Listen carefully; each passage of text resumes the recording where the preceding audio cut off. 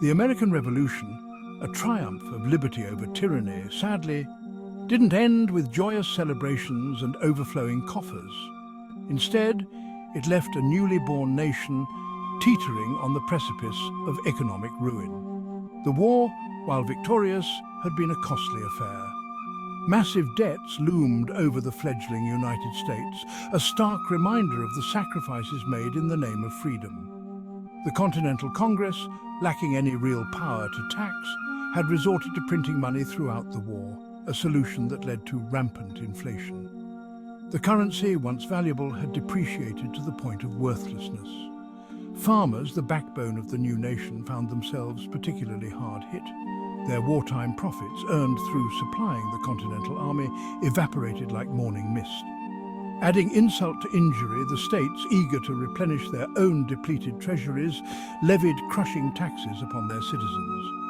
These taxes, often payable in hard-to-come-by specie, gold or silver, fell disproportionately on the shoulders of farmers, many of whom had returned from the war only to find themselves facing financial ruin. The situation was dire, a powder keg of resentment and desperation waiting for a spark. Imagine the plight of the American farmer after the Revolution. They fought bravely for liberty, endured hardship, and witnessed war's horrors. Returning home, they faced crippling debt and the threat of losing their land. State taxes were exorbitant.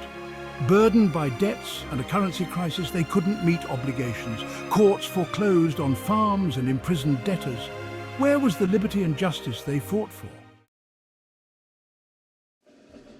Enter Daniel Shays, a man who embodied the spirit of the American Revolution, both its triumphs and its contradictions.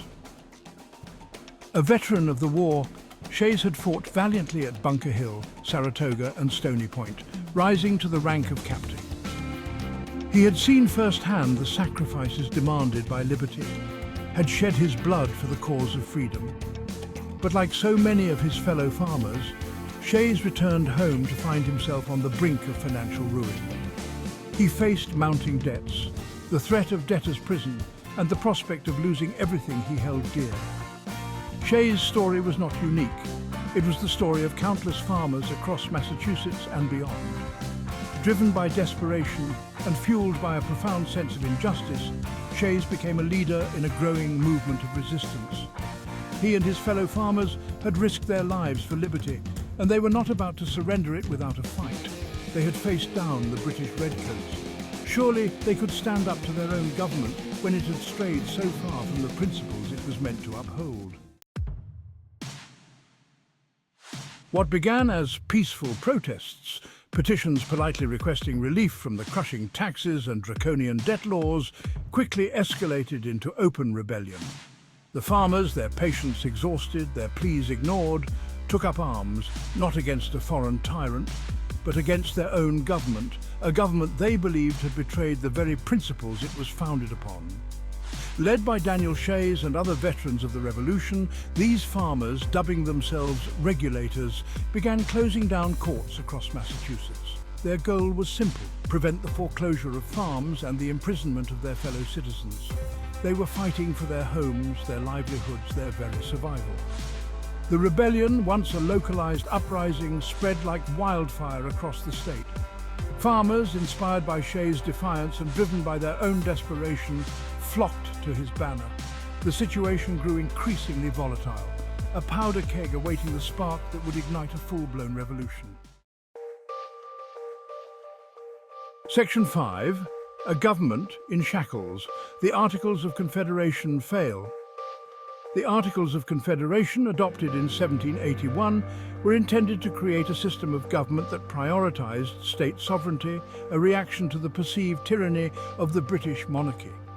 However, in their zeal to avoid centralized power, the framers of the Articles had created a government too weak to effectively address the challenges facing the newly formed nation. The Articles lacked the power to tax, leaving the federal government at the mercy of the states for funding. This lack of financial resources rendered the Continental Congress impotent, unable to raise an army to quell the rebellion or provide meaningful assistance to the struggling states. The rebellion exposed the fatal flaws of the Articles of Confederation for all to see. The government was paralyzed, unable to protect its citizens from internal strife or external threats. The dream of a united and prosperous nation seemed to be slipping away, replaced by the spectre of anarchy and chaos. Section 6. Bowdoin's boot-crushing descent, sowing the seeds of discontent. James Bowdoin, the governor of Massachusetts, faced with a collapsing social order and a federal government incapable of action, took matters into his own hands. Lacking the resources to raise a substantial militia, Bowdoin turned to wealthy merchants, securing loans to finance a private army. This hastily assembled force, led by former Continental Army General Benjamin Lincoln, marched on the rebels, crushing the uprising with brutal efficiency. Shays Rebellion, once a potent symbol of popular resistance, was extinguished in a torrent of gunfire and bloodshed. While Bowdoin's actions restored order in the short term, they did little to address the underlying economic anxieties that had fueled the rebellion. In fact, the harsh repression of the uprising only served to further alienate the very citizens the government was meant to represent, sowing the seeds of discontent that would continue to plague the nation. Section 7. Anarchy on the horizon, the Founding Fathers' worst fears realized. The spectre of Shays Rebellion hung heavy over the newly formed nation. The Founding Fathers, those who had risked everything to break free from British rule, watched in horror as the fledgling nation teetered on the brink of collapse, not from external threats, but from internal strife. The rebellion confirmed their worst fears. The Articles of Confederation, once seen as a guarantor of liberty, had proven to be a fatal miscalculation. It had created a government too weak, too decentralized to effectively address the challenges facing the young republic. The Founding Fathers recognized that drastic measures were needed to save the American experiment. They understood that the ideals of liberty and self-government could only flourish within the framework of a strong and stable government, one capable of protecting its citizens from both internal and external threats. Section 8. Philadelphia beckons, a convention forged in crisis. In the aftermath of Shays' Rebellion, a sense of urgency gripped the nation. Something had to be done, and quickly, to address the weaknesses of the Articles of Confederation and prevent the fragile Union from fracturing beyond repair. It was against this backdrop of crisis and uncertainty that the call went out for a convention to be held in Philadelphia in the summer of 1787. The stated purpose of this gathering was to revise the Articles of Confederation. However, many of the delegates, their minds shaped by the spectre of Shays' Rebellion, arrived in Philadelphia with a far more ambitious goal: to create an entirely new framework for government, one that would ensure the survival of the American experiment. The delegates who assembled in Philadelphia that summer represented a diverse cross-section of American society. There were lawyers, merchants, planters, and politicians, each bringing their own unique experiences and perspectives to the table. Despite their differences, they were united by a shared commitment to the ideals of liberty, self-government, and the rule of law. Section 9. A more perfect union, the Constitution, and the expansion of federal power. The delegates to the Constitutional Convention, their deliberations shrouded in secrecy, embarked on a monumental task to forge a new government, one capable of balancing the competing interests of state sovereignty and national unity. They understood that the Articles of Confederation, with its emphasis on decentralization, had gone too far in weakening the federal government. The Constitution that emerged from the sweltering summer in Philadelphia represented a decisive shift towards a stronger, more centralized federal government. It granted the federal government the power to tax, raise an army, regulate commerce, and coin money, powers that had been conspicuously absent under the Articles of Confederation.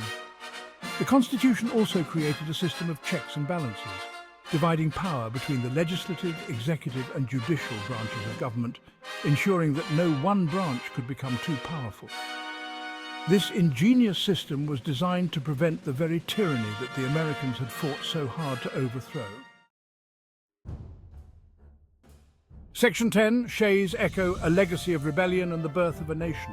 Shays Rebellion cast a long shadow over the birth of the United States. It was a catalyst for the creation of the United States Constitution. The rebellion forced the Founding Fathers to confront the weaknesses of the Articles of Confederation. It is a legacy that continues to resonate today.